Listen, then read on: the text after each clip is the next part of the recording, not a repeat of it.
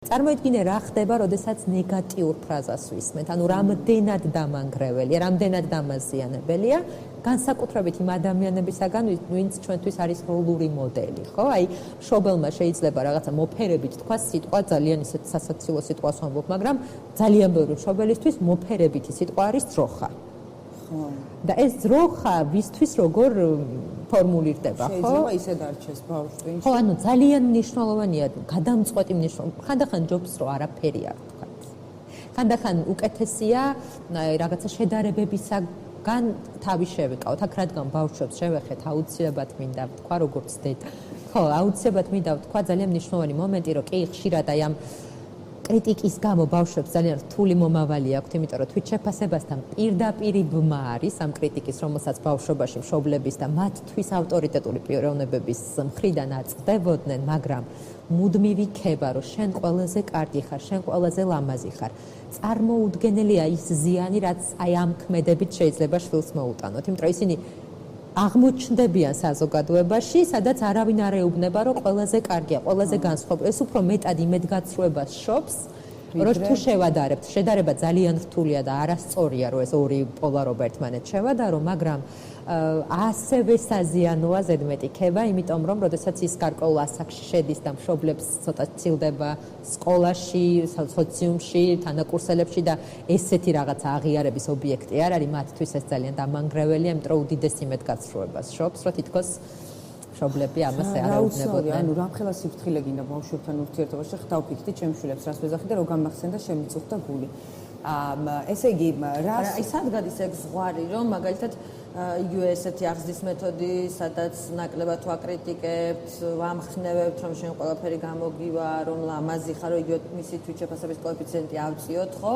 გასაგებია რომ ზედმეტი არ უნდა გავაკეთოთ, მაგრამ ანუ მაინც ძალიან საფრთხილო ზღვარია და აი ცოტა პრაქტიკული რჩევაც მივცეთ ახლა ჩვენს მომს, თან ჩვენც ვისარგებლებთ, ანუ აი მაინც ანუ გასაგებია სწორად შერჩეული სიტყვები, ეს დამოკიდებულება, რომელშიც იგივე ეს გაფანატება, შენ თვითონვე არ გაქვს დამოკიდებულებაში და ნაკლები რისკი არის, რომ ეს აღიქვას მანაც თავის თავი და მე როგორ მიიღებს საზოგადოებისგან იგივე იმედგაცრუებული არ დარჩეს.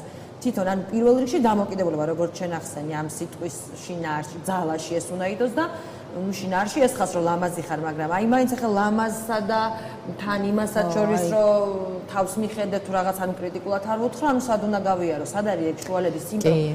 ისეთი საფრთხილო სიტყვა რა, რა ვიცი, როგორ უნდა ვთქვა, რამდენი სიტყვა გვაქვს ნათქვამი, აი ახლა რო ვფიქრდები. ძალიან. აქ ესეთი უნივერსალური რჩევა გამიჭირდება და რატო გამიჭირდება გეტყვით. რამდენი ინდივიდიც არსებობს, რამდენი ბავშვიც არსებობს. თითოეული მათგანი არის განსხვავებული. ჩემი 4 შვილიდან არც ერთი, აი ოდნავადაც კი არ გავა, 4 სხვადასხვა პიროვნება, 4-ვეს კარგ საქციელზე სხვადასხვანაირად უნდა შეაქო და 4-ვე რაღაცა არასწორ ქცევაზე სხვადასხვანაირად უნდა მიუთითო. ანუ ეს არის ძალიან რთული, იმიტომ რომ ვერ ვიტყვი უნივერსალურ კანონს, თუმცა ერთი რაც შეგვიძლია გავითვალისწინოთ, ის არის რომ თუ ჩვენ გქონდა მტკივნეული ბავშვობა, მტკივნეული გულისხმობს ზედმეტად კრიტიკული მშობლები, რაღაცა გესტაპო დამოკიდებულება, რომ რაღაცა წიგნებზე თავის რახუნი და ასე შემდეგ. დიდი საფრთხე, ძალიან დიდი საფრთხეა ის, რომ ბავშვი მოზარდობაში ან გარდატეხის ასაკში, პუბერტატის პერიოდში, აი ამ სრულ თავისუფლებას გაგიკვირდებათ და იგნორად აღიქვამს და არა იმად, რომ ბავშვმა რაღაცნაირად მშობელმა რთულია მშობლისათვის, შვილისათვის, მშობელმა რომ ისცეს სრული თავისუფლება. მშობელს ეს ძალიან უჭირს სინამდვილეში, ხო? მაგრამ ამას ბავშვი ზღვენად კი არ აღიქვამს, ეს არის სრული დაუინტერესებლობა მშობლის მხრიდან, როგორც იგნორი, რომ იმდენად უინტერესო ვარ მისთვის, რომ აი არაფერში არ ერევა. ამიტომ მცირე შეზღუდვები აუცილებელია, რომ ეს მას სჭირდება, რომ ჩათვალოს, რომ მასზე ზრუნავენ და აინტერესებს მისი ყოველდღიური ცხოვრება მშობელს.